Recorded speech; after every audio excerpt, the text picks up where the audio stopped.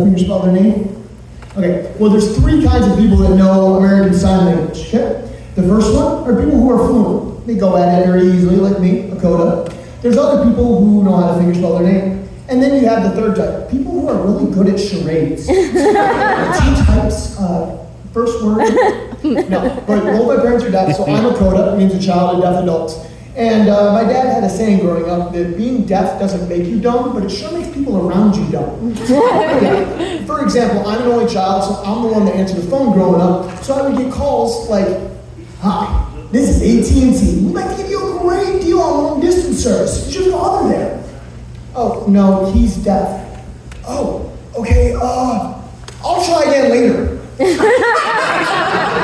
My dad's not expecting a miracle anytime soon, but if he does, I'll be sure to call you while you eat dinner and let you know.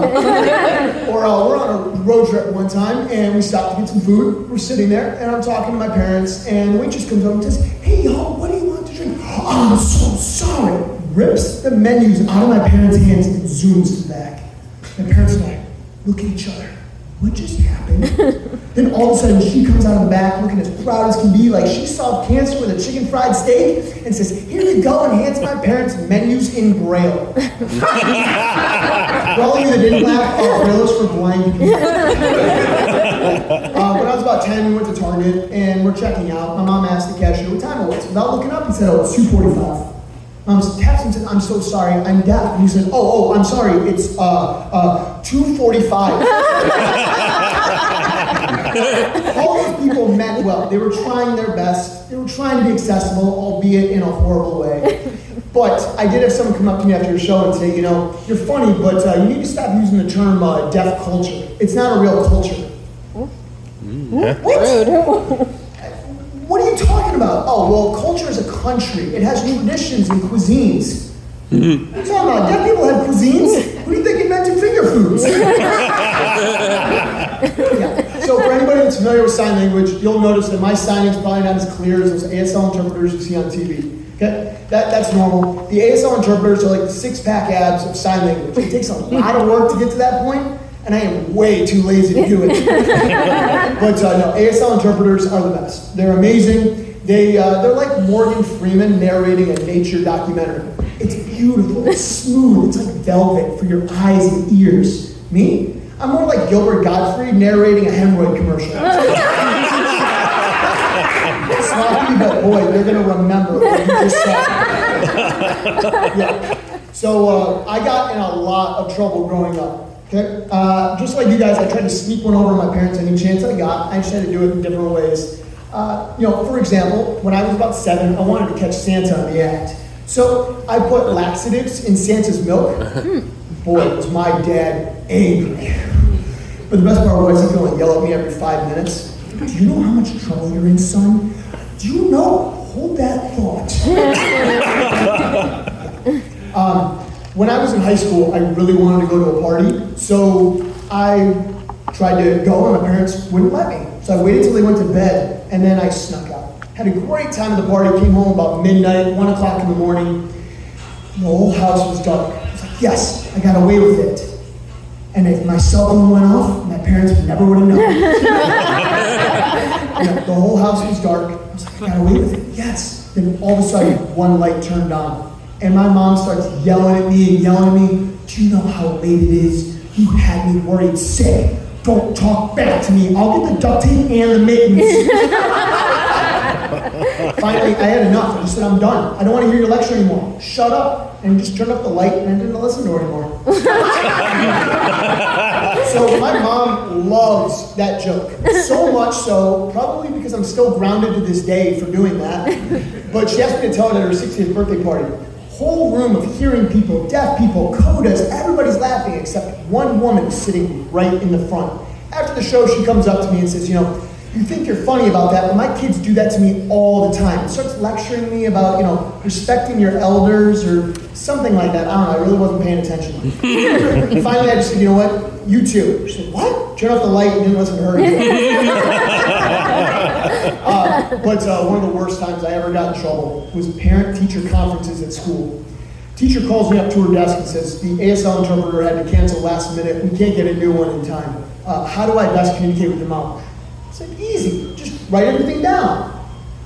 No. We have a lot to talk about when it comes to you, and that was way too long. Fine. Just look her straight in the eye. She's read more lips than her gynecologist. Now, you'll notice that the sign for vagina is this. I've had people come up to me and say, I've been using that for pizza.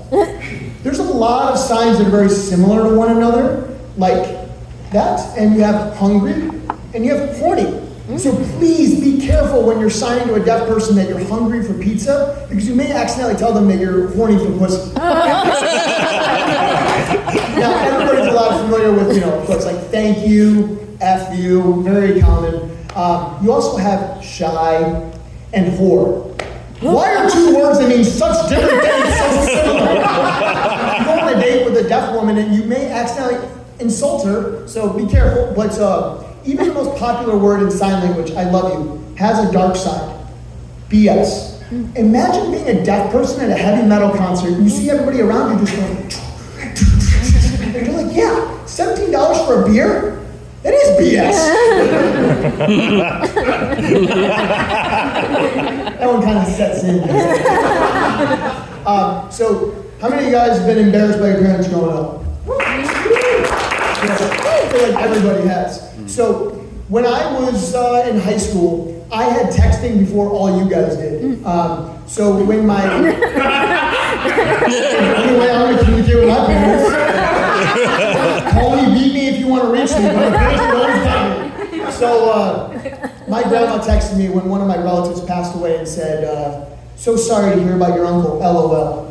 Texted my grandma back, do you know what LOL means? Yeah, lots of love. Grandma, we got a lot to talk about. But when I was in middle school, I came out, I opened the door, and I could hear my dad's car from across the parking lot. Came to pick me up, but he wanted to vibe in the car, so he turned up the volume to 11. Feel the car just shake. Oh no, I see him in his car just on off, having a great time. I put my hood up and I walk as fast as I can to that car. Sit down, turn on the volume, and I said, drive. He said, what's wrong? I said, just drive. You're embarrassing me. Oh, come on, it's normal to be embarrassed by your parents' taste in music. All your hearing friends have the same problem. I'm not embarrassed by your taste in music. I'm embarrassed because you were just headbanging to the 10-day weather report. But the best reason for growing up with deaf parents happened when I was 5 years old. I came home for my first day of kindergarten. Mom, I'm home. How was it? Amazing. I made new friends, and get this, they were the cool kids on the playground. How'd you do it? Well, I just walked right up to them and said, I should be in your cool kids club because I know sign language. They said, oh, us too. Meet us on the bridge at recess, and we'll teach you some new words in sign language. That's where the cool kids club meets. I said, oh, this is so cool. You're learning sign language in elementary school? What words did you learn? And then I told her the new way the fifth graders who taught me how to say I love you with just one finger. Her smile went to a scowl. She looked me dead in the eye. I'm going to make sure you never use that four-letter word in this house ever again. She grabbed me by the collar, she threw me in the bathroom, sat me down on the counter and said, this is for your own good, son. Grabbed the soap. I closed my eyes, opened my mouth, and she washed my hands. I'm Brad Klein, thanks, it's my time.